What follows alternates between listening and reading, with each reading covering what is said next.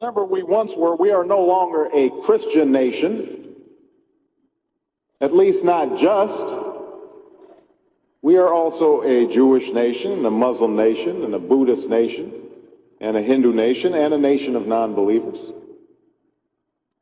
And even if we did have only Christians in our midst, if we expelled every non-Christian from the United States of America, whose Christianity would we teach in the schools?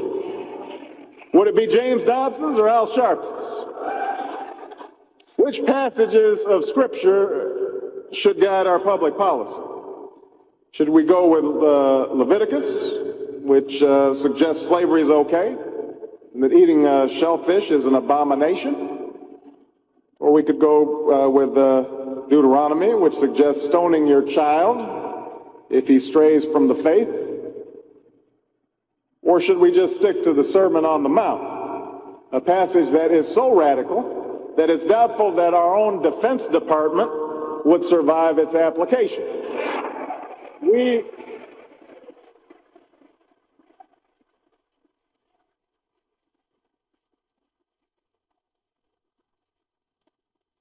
So before we get carried away, let's read our Bibles now. Folks haven't been reading their Bible.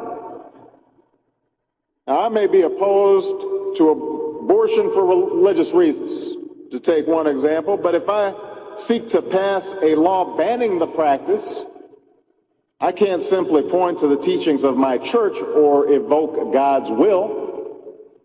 I have to explain why abortion violates some principle that is accessible to people of all faiths, including those with no faith at all. Now, this is going to be difficult for some who believe in the inerrancy of the Bible, as many evangelicals do. But in a pluralistic society, we have no choice. Politics depends on our ability to persuade each other of common aims based on a common reality. It involves compromise, the art of what's possible. And at some fundamental level, religion doesn't allow for compromise.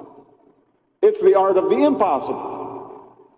If God's spoken, then followers are expected to live up to God's edicts, regardless of the consequences.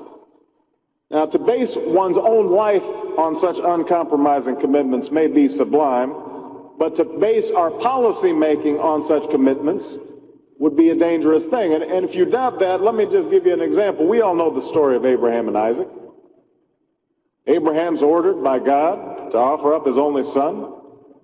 Without argument, he takes Isaac up to the mountaintop, he binds them to the altar, raises his knife, prepares to act as God commanded.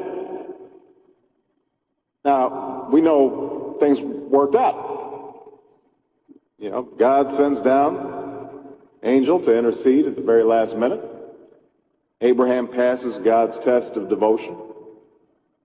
But it's fair to say that if any of us leaving this church saw Abraham on the roof of a building raising his knife, we would, at the very least, call the police and expect the Department of Children and Family Services to take Isaac away from Abraham.